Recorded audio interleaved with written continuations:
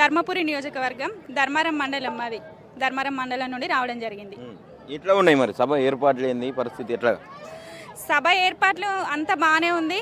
మా రాష్ట్ర నాయకులు అందరూ సభ ఏర్పాట్లను గత 10 రోజుల నుండి ముందుండి అందరు చూడడం జరుగుతుంది. అదేవిధంగా మా ధర్మపురి నియోజకవర్గం మాజీ మంత్రివర్యులు ఈశ్వరన్న కూడా సభ ఏర్పాట్లను రోజు మార్నింగ్ పొద్దున ఈవినింగ్ చూడడం జరుగుతుంది. సభ ఏర్పాట్లు అంత బాగానే ఉంది. జనాలలో కూడా బహిరంగ సభ ఇట్లా కేసీఆర్ సభ చేస్తున్నారు. ఆశీర్వాద సభ అనేది ప్రతి ఇంటింటికి అందజేయడం జరిగింది.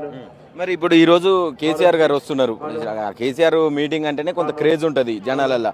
మరి ఎట్లా ఉంది మీ ఫీలింగ్ ఏంది? ఏం మాట్లాడితే మంచిగా ఉంటుంది అనుకుంటున్నారు కేసీఆర్ గారి మాటల కోసం ప్రతి ఒక్కరిని చూడడం జరుగుతుంది.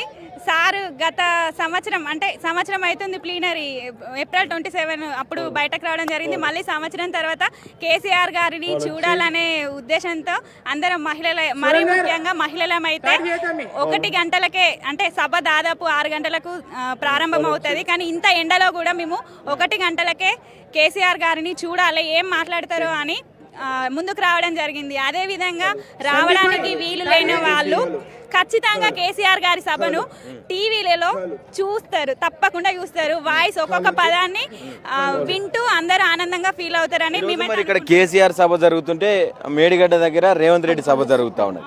మరి ప్రజలు రేవంత్ రెడ్డిని కాదని కేసీఆర్ని చూస్తారు అనుకుంటున్నారా? ఖచ్చితంగా కేసీఆర్ గారినే చూస్తారు. ఎందుకు అనంటే మేము సభ ఏర్పాటు చేసుకోవడానికి ఉద్దేశం ఉంది, కానీ మేడిగడ్డ దగ్గరికి ఈరోజు రావడానికి కారణం లేదు.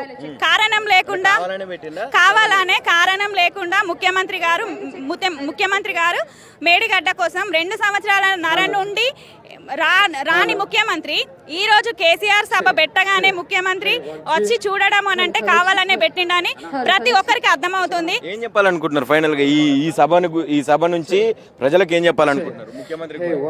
ముఖ్యమంత్రి గారు చెప్పాలనుకుంది ఏంటంటే, మీరు హామీ ఇచ్చి ముందుకు వచ్చిర్రు, ముఖ్యమంత్రిగా గెలిచిర్రు, ప్రజలు మిమ్మల్ని ఆశీర్వదించి గెలిపించిర్రు.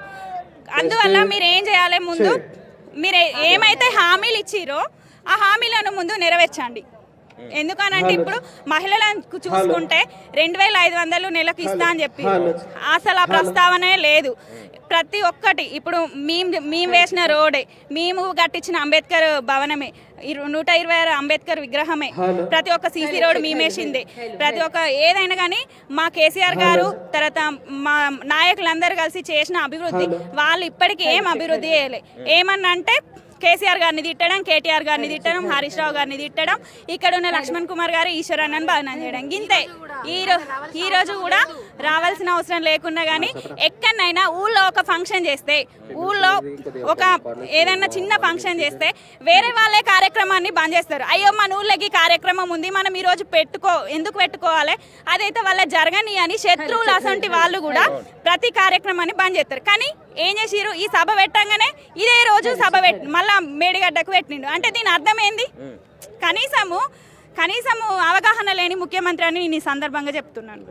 ఓకే, నా పేరు సంధ్య, మా ధర్మపురి నియోజకవర్గం. ఏం చెప్పాలనుకుంటున్నారు? కేసీఆర్ గారు వస్తున్నారు, మరి ఎట్లా ఉన్నది ఫీలింగ్? కేసీఆర్ రావడం చాలా ఆనందంగా ఉంది. మహిళలము మేము దాదాపు 200 మందిని బస్సులో రావడం జరిగింది. కానీ చాలా ఉత్సాహంతో వచ్చినాము. ఈరోజు సభ 6 గంటలకు ఉండే, కాకపోతే మేము 10 గంటలకే రెడీ అయ్యి చాలా ఉత్సాహంగా రావడం జరిగింది. మరి ఇప్పుడు మధ్యలో ఏదో రోడ్లు గుడ్లు తోముతున్నారంట, దీన్ని అడ్డుకునేటందుకు. అవును, అది రేవంత్ రెడ్డి గారు ఇన్ని రోజులు పనులు చేయండి, ఇప్పుడు కేసీఆర్ సభ అనేటప్పుడే ఈ రోడ్లు అన్ని కూలగొట్టి సార్ కాన్వాయ్ రాకుండా అలా చేయడం చాలా మాకు బాధగా అనిపిస్తుంది. ఇక్కడ సభ జరుగుతుంటే ఆయన అక్కడ సభ పెట్టిండు, ఎట్లా అనిపిస్తుంది? ఏం చెప్తారు? అది రేవంత్ రెడ్డి చాలా మూర్ఖత్వం అనిపిస్తుంది. ఎందుకంటే మహిళలకు ఇస్తామన్న గ్యారంటీలు ఏమో ఇవ్వలేదు, కానీ ఆయన ఒక మూర్ఖత్వాన్ని ఈరోజు బయట నిజంగా పెట్టిండు. జనాలకే ఇప్పుడు అర్థం కావాలి. ఎందుకంటే ఈరోజు ఇంత పెద్ద సభ జరుగుతుంటే అక్కడ మేడిగడ్డ పైన ఈరోజు రావడం, ఇక ప్రజలకే ఆయన మూర్ఖత్వాన్ని వదిలేస్తున్నాం. ప్రజలే సమాధానం చెప్తారు. మరి ఎట్లా ఏది గెలుస్తుంది అనుకుంటున్నారు నెక్స్ట్ అంటుండ్రు రేవంత్ రెడ్డి? నెక్స్ట్ గవర్నమెంట్ మా బీఆర్ఎస్ఏ మా కేసీఆర్ గారే పక్కా వస్తారని 100% చెప్తున్నా. ప్రతి ఒక్క మహిళ, ముసలమ్మ, ప్రతి ఒక్క చిన్న పుట్టిన అంటే అబ్బాయి నుంచి చనిపోయే ముసలమ్మ వరకు కేసీఆర్ గారే ఉన్నారు. ఫస్ట్ ఆఫ్ ఆల్ మాకు కళ్యాణ లక్ష్మితో పాటు తులం బంగారం ఇస్తా అన్నారు, అది ఇవ్వలేదు. తర్వాత మహిళలకు 2500 రూపాయలు, తర్వాత స్కూటీ, అవన్నీ దొంగ హామీలు ఇచ్చి గద్దెనెక్కిన రేవంత్ రెడ్డి గారు గద్దె దిగే అవకాశం వచ్చింది.